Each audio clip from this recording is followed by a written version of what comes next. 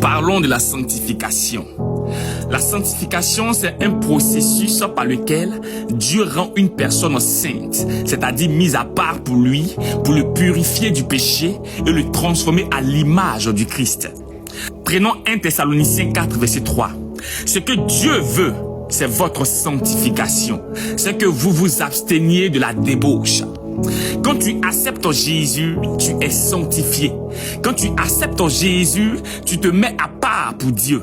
Quand tu acceptes Jésus, tu appartiens désormais à Dieu, mais plus pour le monde. Ce qu'il faut comprendre est que la sanctification est un processus. Et pour marcher dans ce processus, il est obligatoire de rechercher l'aide du Saint-Esprit. Dans notre vie quotidienne, c'est le Saint-Esprit qui travaille notre caractère. C'est le Saint-Esprit qui travaille nos pensées. C'est le Saint-Esprit qui travaille notre cœur. Et c'est le Saint-Esprit qui rend témoignage de notre appartenance à Jésus. Une personne qui veut expérimenter la présence de Dieu dans sa vie doit s'abstenir de tout péché. Dieu ne cohabite pas avec le péché. Pourquoi? Parce que la sanctification attire et maintient la présence de Dieu dans ta vie.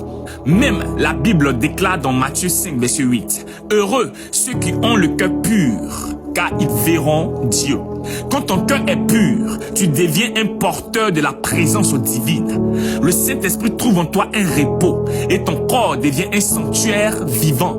Une personne qui a une vie de sanctification grandit en puissance et en esprit parce que la sainteté donne accès à la puissance du royaume. Plus un vase est pur, plus il peut contenir le feu, l'onction et la gloire. Le péché souille l'onction, mais la sanctification multiplie l'onction.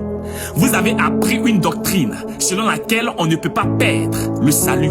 Mais moi je vous dis, une personne qui n'a pas une vie de sanctification perdra le salut éternel. Selon qu'il est écrit, recherchez la paix avec tous et la sanctification, sans laquelle personne ne verra le Seigneur.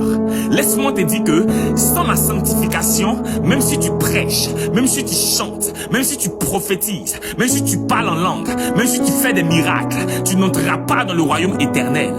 Les gens diront dans Matthieu 7, « Seigneur, nous avons prophétisé en ton nom et guéri les malades en ton nom. » Mais Jésus les dira, « Je ne vous ai jamais connu. Retirez-vous de moi, vous qui commettez l'iniquité. » Donc, la sanctification n'est pas une option, mais la condition sine qua non pour voir Dieu et porter sa gloire.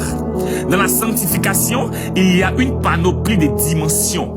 Mais je vais vous parler des deux dimensions de la sanctification. La première dimension de sanctification, c'est la dimension positionnelle. Cette dimension se fait par Jésus. Quand tu acceptes le Seigneur Jésus-Christ comme ton Seigneur et Sauveur, automatiquement tu es déclaré saint par son sang. C'est pourquoi Hébreux 10 déclare, « Nous sommes sanctifiés par l'offrande du corps de Jésus-Christ, une fois pour toutes. » Ce qui veut dire que le sang de Jésus nous a séparés du royaume des ténèbres pour nous introduire dans la lumière. Et c'est justement parce que nous sommes des lumières que nous devons marcher dans la lumière et se séparer du péché. La deuxième dimension de sanctification, c'est la dimension progressive. Cette dimension se fait par le Saint-Esprit. Jésus dit, « Je monte vers le Père et je vous enverrai un autre consolateur, l'Esprit Saint, qui vous conduira dans la vérité tout entière. » Le Saint-Esprit a pour rôle de purifier notre cœur, de corriger notre habitude et de transformer notre caractère. La Bible déclare dans 2 Corinthiens 7, verset 1, « Purifions-nous de toute souillure de la chair et de l'esprit, en achevant notre sanctification dans la crainte de Dieu. » C'est un chemin de croissance où tu apprends à te détacher du péché, où tu apprends à te rapprocher de la sainteté de Dieu, où tu apprends à te rendre disponible pour son œuvre. Donc, c'est le Saint-Esprit qui agit en toi pour t'amener à ressembler à Jésus. On ne peut pas parler de sanctification sans donner les fruits de la sanctification. Dans le livre de Romains, la Bible déclare que maintenant, étant affranchis du péché et devenus esclaves de Dieu, vous avez pour fruit la sanctification et pour fin la vie éternelle. Les résultats des fruits deviennent visibles lorsque tu marches dans la sanctification. Et dans cette marche, tu entends mieux la voix de Dieu. Tu portes l'onction et la puissance. Tu es respecté dans le monde spirituel. Tu as la paix, la pureté et tu portes la lumière ou le feu en toi. Je veux dire à quelqu'un, une personne qui se sanctifie, elle se met à part pour Dieu. Une personne qui se sanctifie, elle se purifie intérieurement. Une personne qui se sanctifie, elle fuit le péché du monde et ses plaisirs. Une personne qui se sanctifie, elle se consacre entièrement à la volonté de Dieu et il ne vit plus pour lui-même. Une personne qui se sanctifie, sans la sanctification, tu peux avoir la foi, mais tu n'auras pas la gloire. Pourquoi? Parce que Dieu habite uniquement dans un cœur pur. Comme le dit Timothée, si donc quelqu'un se purifie de ces choses, il sera un vase d'honneur, sanctifié, utile à son maître, propre à toute bonne œuvre. Aujourd'hui, nous remarquons que beaucoup vont à l'église, mais ils n'ont pas une vie de sanctification. Nous remarquons que beaucoup sont appelés chrétiens, mais ils n'ont pas la crainte de Dieu. Au contraire, on reconnaît un vrai chrétien par sa vie de sanctification. L'une des choses à savoir est que la sanctification n'est pas seulement le fait de s'abstenir de tout plaisir sexuel, mais elle est aussi perçue dans plusieurs catégories. Dans la première catégorie, nous avons la sanctification par la parole. La Bible déclare que la mort et la vie sont au pouvoir de la langue. La parole a le pouvoir de condamner ou de juger. Elle a aussi le pouvoir de libérer ou de rétablir. La Bible déclare que ce n'est pas ce qui entre dans la bouche qui souille, mais c'est ce qui sort de la bouche qui souille son corps. De façon plus claire, une parole sanctifiée est celle qui s'abstient de tout mensonge, d'injure, de critique, d'accusation, de jugement, de calomnie et de moquerie. La parole de Dieu agit comme une eau qui nettoie ton âme, parce que la parole de Dieu est la vérité. Dans la deuxième catégorie, nous avons la sanctification par la prière. Pourquoi la Bible nous recommande de prier sans cesse? Parce que la prière te garde dans la présence de Dieu. Et c'est dans la présence de Dieu que ton âme est purifiée. La Bible déclare que la prière du juste a une grande efficacité. De façon plus claire, lorsque la prière s'allie avec la sanctification, elle devient plus puissante, plus raffinée et plus agréable. Dans la troisième catégorie, nous avons la sanctification par le jeûne. Un chrétien qui n'a pas une vie de jeûne sera toujours dominé par la chair. Or, la Bible déclare que la chair est faible, mais l'esprit est disposé. Au contraire, aujourd'hui, beaucoup disposent leur chair, mais ils ont un esprit faible. La Bible déclare que la chair a ses désirs contraires à ceux de l'esprit. Une personne qui jeûne régulièrement se sanctifie et son corps devient plus sensible à l'esprit. Le jeûne affaiblit la chair et fortifie ton esprit. Le jeûne est une arme de purification intérieure qui développe facilement les dons spirituels en toi.